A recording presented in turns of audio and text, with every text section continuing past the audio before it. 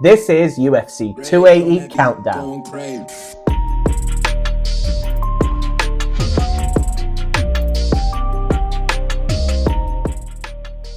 What up, fight fans? It's been a long time coming and it's finally here. UFC 280 will see a crowning of an undisputed lightweight champion, along with a bantamweight championship bout between current and former champ, along with many more breathtaking fights. But one thing is for certain, blood will be spilt, streaks will be broken, champions will be crowned. But before we get into it, make sure you give us a like and subscribe to support the channel. It's only fitting to start with Charles Oliveira, whose climb to the throne has been nothing but a spectacle. Making his UFC debut back in 2010, Charles was named one of Brazil's top MMA prospects, and rightly so after he defeated Elkins via armbar submission after just 41 seconds into his debut. His submission wins continued until he met Jim Miller, who handed Charles his first loss in the UFC. This was followed by a no contest where he was illegally kneed, and then by a loss to Cowboy Cerrone. Oliveira suffered losses to Cub Swanson, Frankie Edgar, Max Holloway, Anthony Pettis and Paul Felder, who was the last opponent Oliveira lost to back in UFC 218 in 2017. This proved a turning point for the Brazilian, who went on a terrifying 11-fight win streak, where he revenged his loss to Jim Miller, cleared out Kevin Lee, dominated Tony Ferguson, and broke the record for the most finishes against Chandler to claim the vacant lightweight strap, which was vacated by the GOAT himself, Khabib. He continued to excel even after suffering setbacks, which we will take a look at later when he defended his belt against the hungry Dustin Poirier, which he submitted via rear naked choke, earning him the Fight of the Night bonus. Lastly, the huge controversy that saw the Bronx relinquish his belt prior to his fight with Gaethje due to missing weight. Yet, this did not set back the former champ, as he proved to be one of the most dangerous submission artists in the game when he submitted Justin even after suffering a wobble early on. Yet, as you were all aware, he was unable to win his belt due to the technicality. However, he did manage to break records, such as the most finishes 19 and submissions 16 in the UFC. Let's head over to his opponent Islam Makhachev, and don't be confused because this prospect is like no other, a fighter who has struck fear in the lightweight division, the protege of the late Abdulmanap Nurmagomedov and the pupil of former UFC lightweight champ and Hall of Famer Khabib Nurmagomedov. Islam signed with the UFC in 2014 and won his debut at UFC 187 via submission. However, he was unable to go 2-0 when he suffered a KO loss to Adriano Martins at UFC 192. That's when everything changed, which allowed Islam to climb the rankings and go on this massive 10-fight win streak. With notable submission wins over Drew Dober, Thiago Moises, Dan Hooker and a TKO win over Bobby Green, who in all fairness stepped in short notice for Beneil Dariush, who suffered an ankle injury.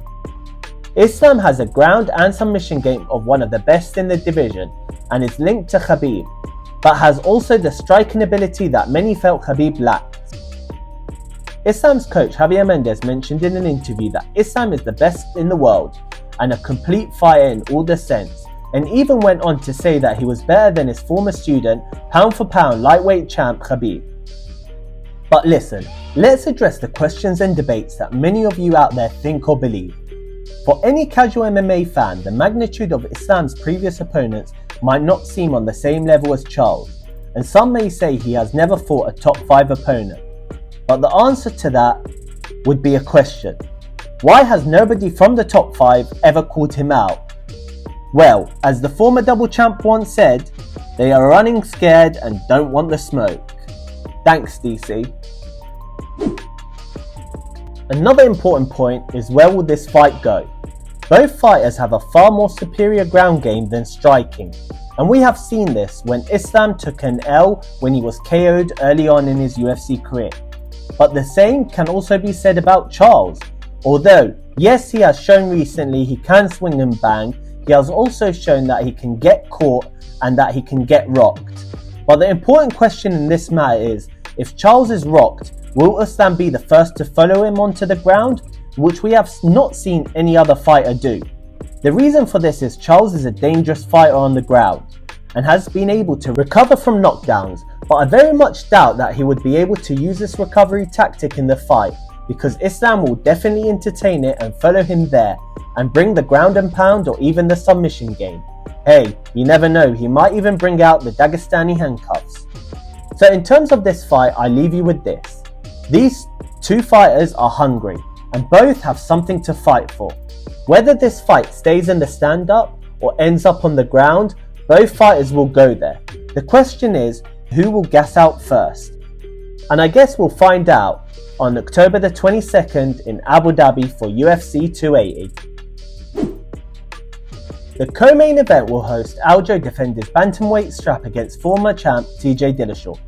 Both fighters have had their fair share of controversy, Aljo benefiting from his as he claimed the bantamweight title due to Petr Yan being disqualified for an illegal knee to the head back at UFC 259, whilst TJ was suspended by the New York Athletic Commission for juicing and was suspended for 12 months and fined a hefty $10,000. This resulted in him relinquishing his belt. Later on down the line, Sterling took on Petr Yan in a rematch where he managed to successfully retain his belt, whilst Dillashaw took on Sandhagen, claiming a victory last July. So as the UFC does, they've lined them up for this co-main bout, the former against the current. But the question is, will TJ be the same without the juice and claim what was his? Or will he look completely different and fall to Aljamain? I guess we'll find out very soon. Speaking of bantamweights, Petr Yan will take on the rising star going by the name the Sugar Show O'Malley in a 3-round bout, which many of you have called a contender eliminator. Will Sugar continue his run and be too much for Yan to handle, or will Yan put the Sugar Show back in his place and force him to take his time while climbing the rankings?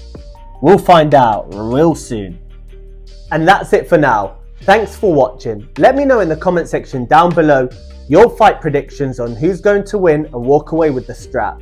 And while you're at it, make sure you give us a like, subscribe, hit that notification bell and follow us on all our social media, and we'll see you after UFC 280.